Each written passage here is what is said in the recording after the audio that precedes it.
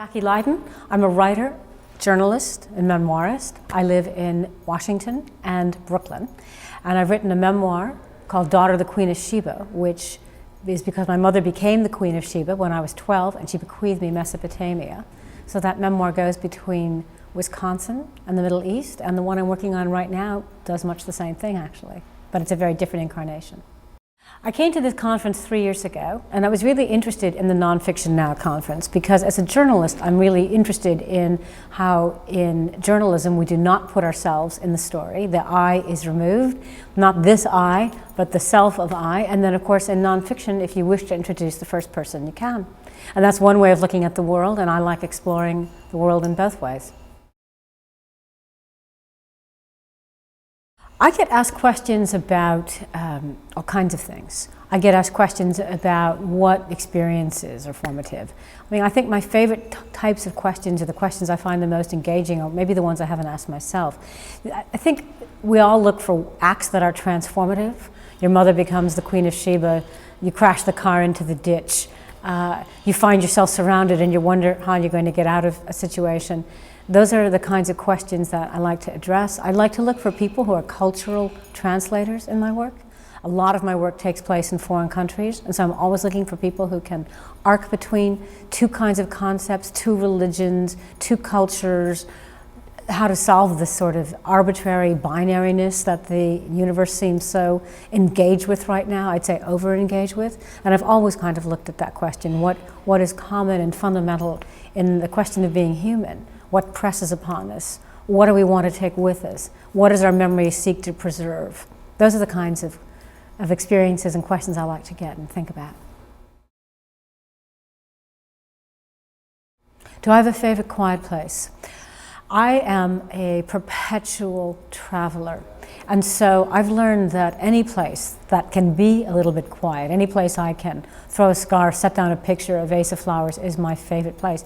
If I can get to my home office in Brooklyn or my home office just outside Washington, D.C., I'm a very happy camper. It's funny how much for all this virtual motion all the time, perpetual motion, I really like quiet, and it is essential. But sometimes you have to be arbitrary about that and make it happen. Because noise happens all the time and chaos happens all the time. And trying to, draw something from that and create a little space for ourselves, that's a real human challenge.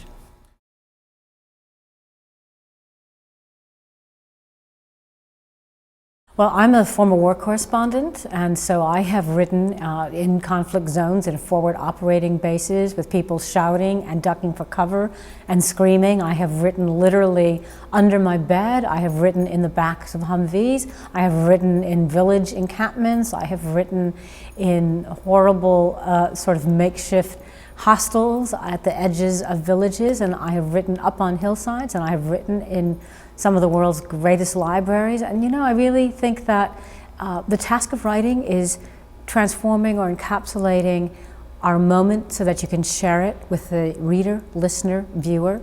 Obviously, if it's straight reportage, that's a very fact-based kind of writing in which oddly, you are making something composed inside a chaotic situation. If you're talking about memoir, you're taking a chaotic situation and recomposing it perhaps in a much quieter place with a different kind of timeline altogether. So in one sense, you're writing about something that sounds composed and quiet when chaos is going all around you. And in another place, it is actually quite quiet all around you, and you're writing about chaos. And maybe you feel that more tumultuously if it's a first-person work, as memoir actually is.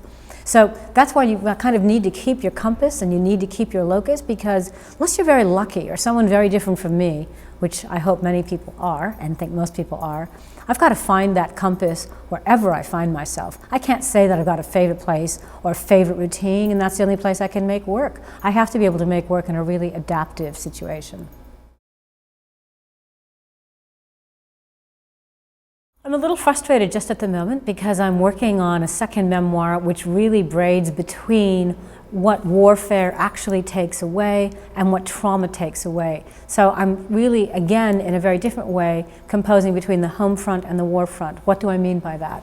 My mother completely lost her memory when I went off to Baghdad in 2003, and we didn't know if we would ever be able to retrieve her memory again. We didn't know if she'd ever remember the names of her children, if she'd ever remember that she'd once been the Queen of Sheba, bequeathing me Mesopotamia, or all these things that had composed the entity of her.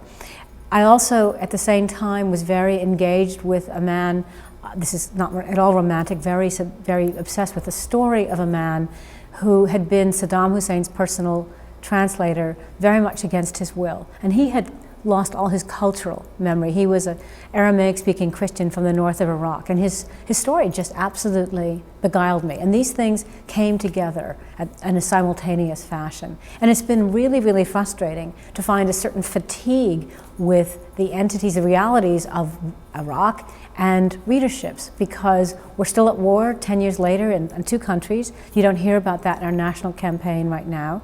And I'm trying to find a universal space between these two things, because I think that decades from now, we're going to want to know what got obliterated. I'm not talking about tactical troop movements. I'm talking about people's memories and how we restore and preserve those. I'm happy to say my mother's memory we were able to coax back, and it's taken me 15 years to sort of tile by tile recreate the mosaic of this man's memory and his lost past that dates back to pogroms that go all the way back to the turn of the 20th century.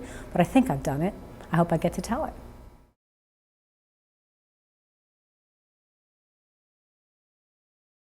Is there a spiritual dimension to the work of writing for me? It's really interesting that you would ask me that question, because I would never identify myself, frankly, with any particular religion, but I think that spirituality is in another dimension. And the reason I put it like that is I once studied the history of religions. I once, long ago, taught catechism.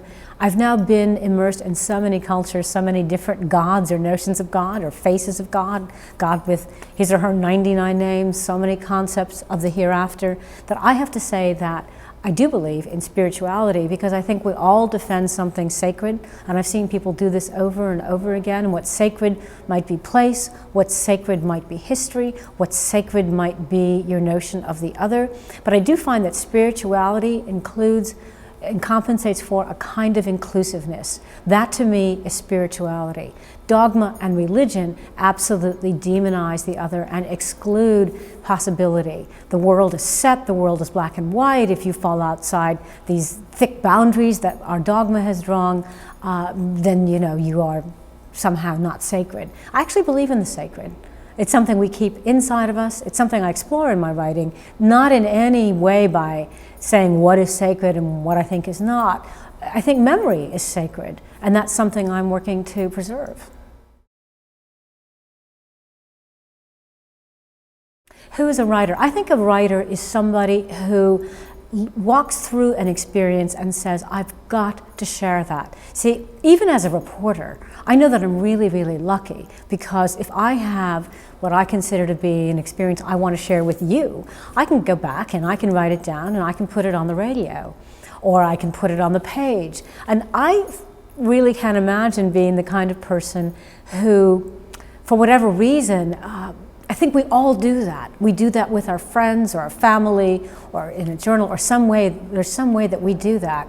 But let's face it, I think that a piece of writing needs a beginning and a middle and an end. It needs to put down an overlay or build up an overlay from the experience. And to me, if I weren't able to write, if I weren't able to communicate, I would simply be acted upon by all these random molecules of undifferentiated experience. Writing creates order out of chaos. I mean, that is a concept that I identify with, going back to the ancient Greeks. And maybe it feels or sounds like an aggrandizement to say so, but I think there's reasons that all nations have these myth epics that sort of dream and tell them into being, whether you're speaking of Western literature like Ireland, or you're the Epic of Gilgamesh, which actually comes from northern Iraq, whether it's Nineveh or Dublin, you're going to find that you need to structure hours and time and experience, and I think that's what writing does.